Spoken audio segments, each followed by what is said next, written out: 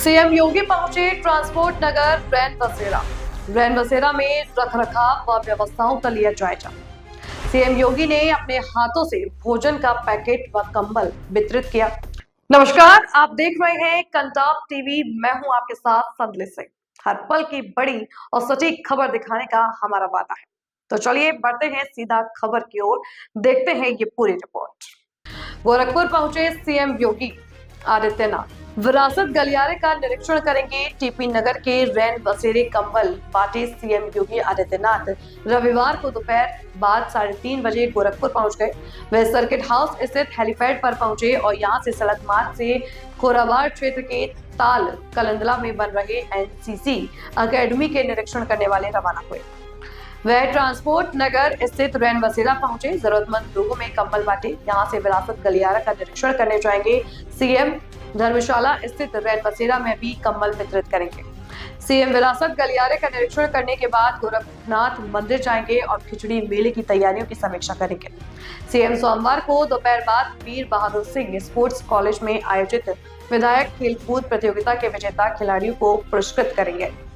CM ने खोराबाड़ क्षेत्र में स्थित ताल कंदला में निर्माणाधीन एनसीसी अकेडमी का निरीक्षण किया। इसके बाद ट्रांसपोर्ट नगर स्थित रैन बसेरा परिसर में असहाय जरूरतमंदों को कंबल वितरित करेंगे।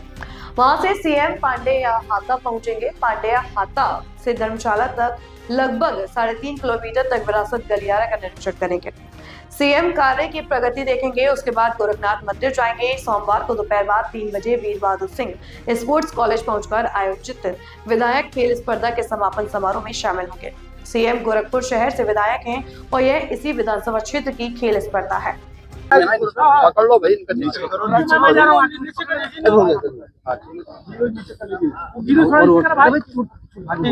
कर साउंड आई, बस नीचे करा था। सिटी के अंदर रेन बसेरों का निरीक्षण करने और जरूरतमंदों को कंबल वितरण की दृष्टि से आज मुझे यहाँ पे 2 रेन बसेरों का निरीक्षण करने ट्रांसपोर्ट नगर में और धर्मशाला बाजार में देखने का अवसर प्राप्त हुआ है। यहाँ पे कंबल वितरण का भी इस कार्यक्रम के साथ जोड़ने का अवसर प्राप्त हुआ है। वर्तमान में भीषण शीतलहरी उत्तर भारत में पड़ रही है। भीषण शीतलहरी में जरूरतमंदों को ऊनी वस्त्र मिल सके, रहने का ठिकाना मिल सके और भीषण शीतलहरी की चपेट में आकर के किसी भी गरीब को, किसी भी कमजोर को, किसी भी बुजुर्ग को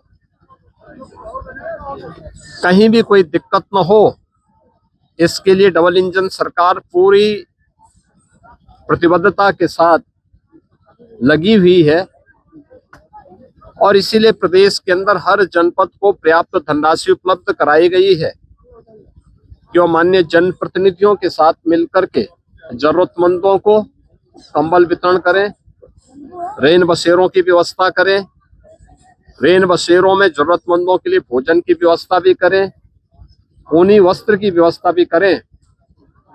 प्रदेश भर में ऐसी पूरी व्यवस्था की गई है और उसी क्रम में मुझे आज यहाँ के माननीय जनप्रतिनिधियों के साथ दोनों स्थानों पर सैकड़ों लोगों को राहत की व्यवस्था के तहत भीषण शीतलहरी में ऊनी वस्त्र, कंबल आदि वितरण करने, भोजन आदि वितरण करने का अवसर प्राप्त हुआ है।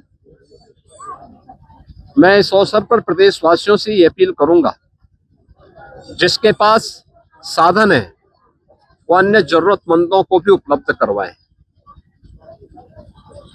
हर व्यक्ति इस भीषण शीतलहरी में बचे। सड़कों पे धुंध है, कोहरा है,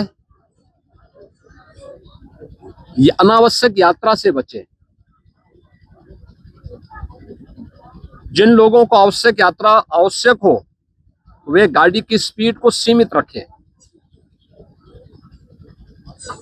घर से बाहर निकल रहे हैं, भीषण शीतलहरी है, हमें याद रखना होगा। हम पौधों को भी देखते हैं, अगर पाला से बचाना होता है तो पहले उसको सिंचाई कर देते हैं। शाम को सिंचाई कर देंगे तो रात्रि में पाला पौधे को नहीं मारेगा, फसल को नहीं मारेगा। ऐसे ही हम गर्मी के दौरान भी देखते हैं कि भीषण गर्मी में लू की चपेट में आने के पहले एक सुझाव दिया जाता है कि पेट में पानी भरा होना चाहिए, यानी भरपेट पानी पी करके व्यक्ति बाहर अगर लू में जाता है तो नुकसान नहीं होता। ऐसे ही भीषण शीतलहरी और भीषण गर्मी के दौरान भी अगर पर्याप्त मात्रा में जल राशि हमारे पेट में है तो इन दोनों से बचा जा सकता है। हम कोल्ड वेव से भी और गर्मियों में लू से भी बचने में मदद मिलेगी। सभी लोगों को इसका सावधानी का ध्यान रखना होगा। सार्वजनिक स्थानों पर जो अलाव जलाए जा रहे हैं उसको सार्वजनिक रूप से जो लोग चलते हैं उन लोगों के लिए रहने देना चाहिए, उसको अनावश्यक रूप से उठाना नहीं चाहिए। बहुत सारे लोग हो क्या रहे हैं कि अलाव जलाया जा रहा है उसको उठा करके लेके चले जाते हैं। आप एक जरूरतमंद के लिए इस व्यवस्था होती है वह देखेगा, नहीं तो कम से कम अगर कोई सामान्य पशु है उसके लिए भी उपयोगी हो सकता है। तो ये बहुत सारी चीजें हैं जिसको हमें थोड़ा ध्यान रखना होगा।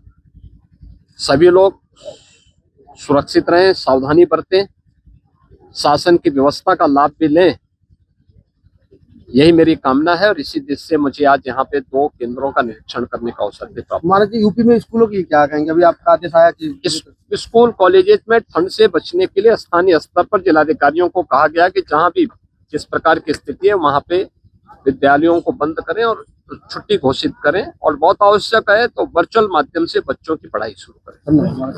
बने रहिए कंटाप टीवी के साथ। आप देखते रहिए कंटाप टीवी, खबरें जो सिर्फ दिखाई नहीं जाती असर भी करती हैं। नमस्कार।